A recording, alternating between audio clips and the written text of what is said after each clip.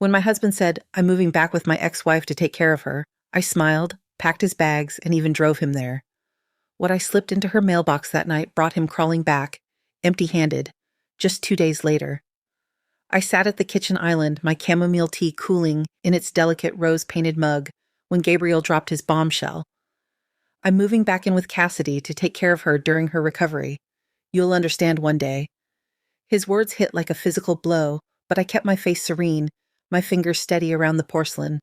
5 years of marriage, countless shared dreams, and he announced this with the nonchalance of someone choosing a new brand of coffee. I set the mug down, the clink against the granite louder than I intended.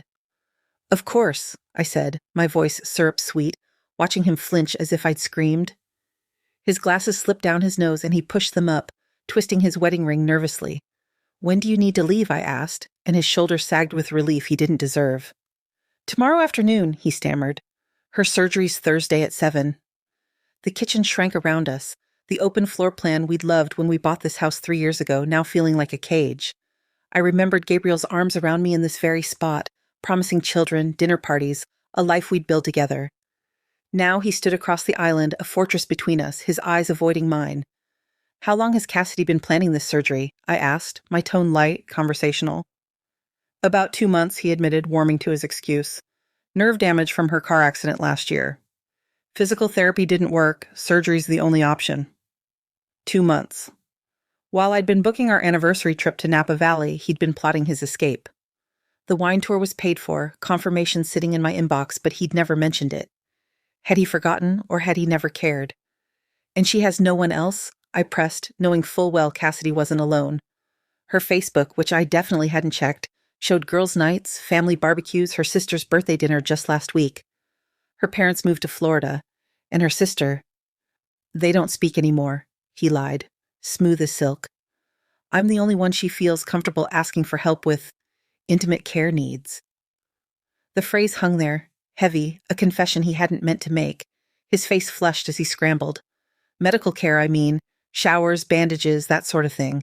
I stood, rinsing my mug in the sink, staring out at Margaret walking her ancient poodle, her 7:30 routine unchanged. "How fortunate you're available," I said, my voice a blade wrapped in velvet. "Will you be in her guest room?" His silence stretched too long. "She's converted her office into a recovery room. Ground floor, no stairs." I dried my hands, folding the towel with precision. Thoughtful of her, planning ahead like that. His shoulders tensed. He heard the edge in my voice. "Isabella, this isn't... I'm not leaving you. It's temporary, just until she's back on her feet." "Of course," I replied, hanging the towel perfectly straight. "How long's her recovery?" 6 weeks, maybe 8, depending on complications. 8 weeks of my husband playing nursemaid to his ex-wife, being her hero. I turned, leaning against the counter, meeting his eyes. "You've really thought this through." He nodded, eager now. I had to. "She was my wife for 8 years. I can't abandon her." "Abandon?" As if staying with me was the lesser choice. "You're right," I said, watching his eyes widen. "You've made a commitment. You need to honor it." His boyish grin, the one that charmed me 6 years ago in a coffee shop, spread across his face. "I knew you'd come around. You're amazing, Isabella. Not many women would understand." I smiled, already cataloging his office. The sticky notes with passwords he thought I didn't see, the filing cabinet with old photos of Cassidy he believed I didn't know about. "We should get you packed," I said, moving toward the hallway. "You'll want to be organized." He protested weakly, but I was already climbing the stairs, hearing him on the phone with Cassidy, his voice soft, intimate. "Hey, Cass, I talked to her. She's being incredible about it." Incredible. I pulled his suitcase from the closet, the one from our Costa Rica honeymoon, its luggage tag still reading Mr. and Mrs. Gabriel Harrington, Forever begins today. Forever had lasted 5 years, 2 months, 16 days. The shower started, Gabriel's off-key humming drifting through the door, his guilty tell. I folded his shirts with hospital corners, each crease a silent scream. His laptop sat open on the nightstand, unlocked as always, despite my warnings about security. The shower's hum gave me 10 minutes. I touched the trackpad, and his email inbox flared to life. A thread with Cassidy, 2 months long, titled Post-Surgery Arrangements. Her latest message sent last night at 11:43 while I slept. "Can't wait to have you here again, Gabe. Feels like our second chance. Once you're moved in, we can see where this goes." His reply sent from the bathroom. Isabella won't fight it if we frame it right. She's too polite to seem unsupportive of someone who's sick. Too polite. That's what he thought of me after 5 years. I scrolled back. March 15th, Cassidy. The doctor says I can schedule the surgery any time after May. Should we wait until after your anniversary? Gabriel. No, sooner is better. Isabella's emotional around our anniversary. Better to do it when she's distracted with work. They'd timed my heartbreak around my busy season at the marketing firm. The shower's pressure changed. He was almost done. I marked the email unread, closed it, and resumed folding. When Gabriel emerged, towel around his waist, he found me sorting his medication bottles. You don't have to do this, he said, but his voice betrayed relief. Scrambled eggs or omelet? I asked, not looking up. For breakfast. You'll need a good meal before the drive. He sat on the bed, water dripping onto the comforter. Scrambled, with that hot sauce I like. I snapped the case shut. I'll start cooking. In the kitchen, I whisked eggs with cream, toasted sourdough, brewed coffee. Every motion mechanical, my mind replaying their emails. 2 months of deception while I slept beside him. The doorbell rang as I plated the eggs. Maria's red Honda sat in the driveway, her timing uncanny.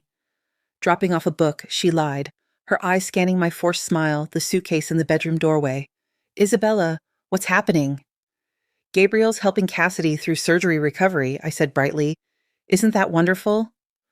Maria, a surgical nurse at Cassidy's hospital, frowned. The breast augmentation? My hand froze mid-whisk. She said nerve damage from a car accident. Maria lowered her voice. It's cosmetic, elective. She's been planning it for months. I added salt to the eggs, steady. How thoughtful of her. Maria's eyes, knowing me 12 years through every heartbreak, narrowed. Do you want me to stay? No need, I said.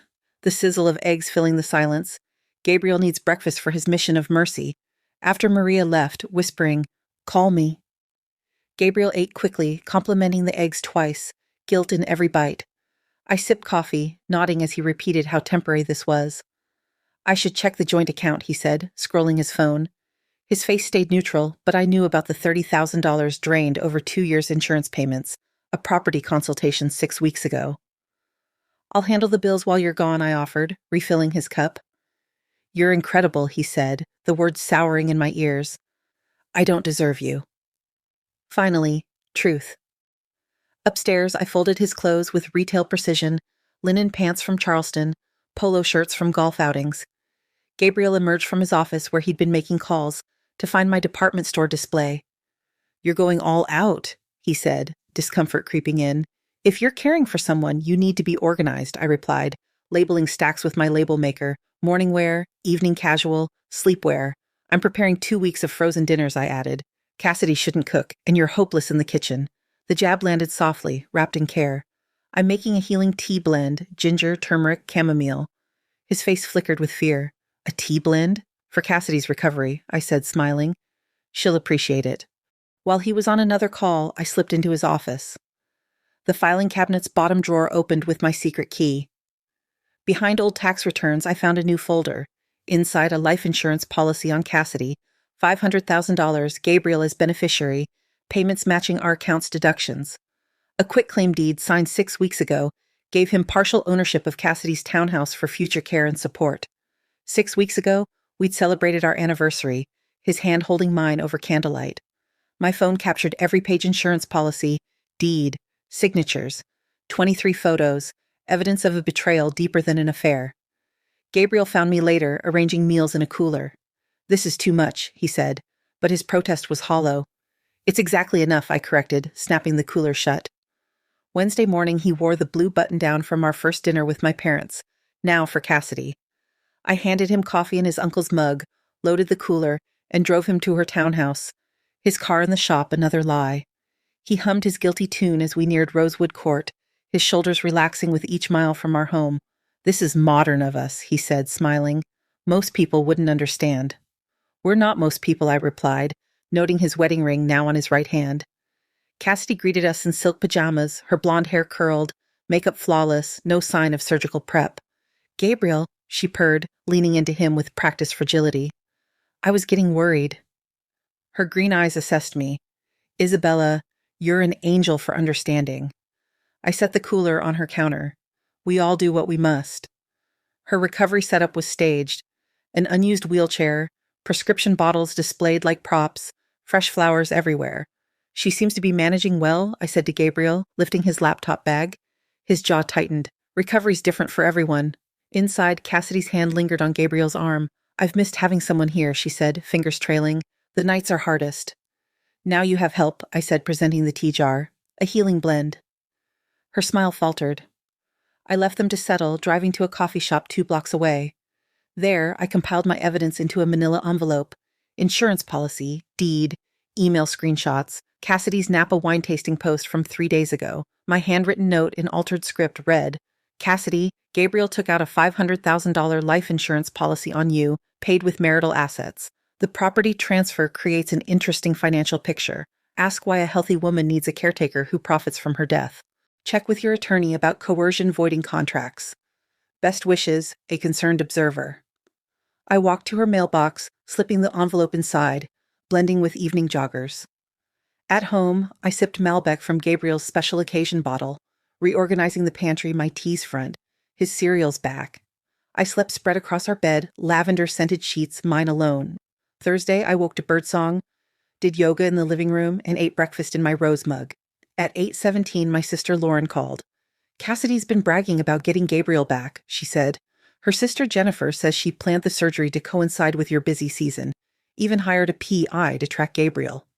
Validation burned through me. I'm meeting my attorney, I told her. Catherine Brennan, my lawyer, confirmed Gabriel's actions were marital asset fraud. At 11:47, Gabriel called, panicked. Cassidy's lost her mind. She locked me out, thinks I'm after her money. Documents in her mailbox insurance, property transfers. I drove to Rosewood Court, finding him on her lawn, bags scattered, neighbors gawking. Cassidy paced inside, phone to ear, her invalid act gone. What happened? I asked loudly. She went crazy, he said, screaming about fraud. We loaded his bags and he rambled about her paranoia, blaming pain meds. At home, I showed him the divorce papers, forensic accounting, evidence of his $32,467 betrayal. You planned this, he accused, voice hollow. I ensured everyone had the information to make informed decisions, I said. Cassidy's Facebook post went viral. Gabriel Harrington is a fraud, with my envelope's documents. His phone buzzed with calls his brother, mother, colleagues. His reputation shattered. The guest room's ready, I told him. You have 30 days. 2 weeks later, Cassidy filed a restraining order. The property transfer was flagged as fraudulent. Gabriel moved to a cheap studio. My mother, revealing her own betrayal story, brought soup and wisdom. The best revenge is living well. 6 months later, I hosted a dinner party in my repainted, redecorated home, surrounded by friends, my life reclaimed. Cassidy's email thanked me for exposing Gabriel, but I deleted it. My house, filled with laughter, was mine again. The truth, not rage, had been my weapon, and it was enough.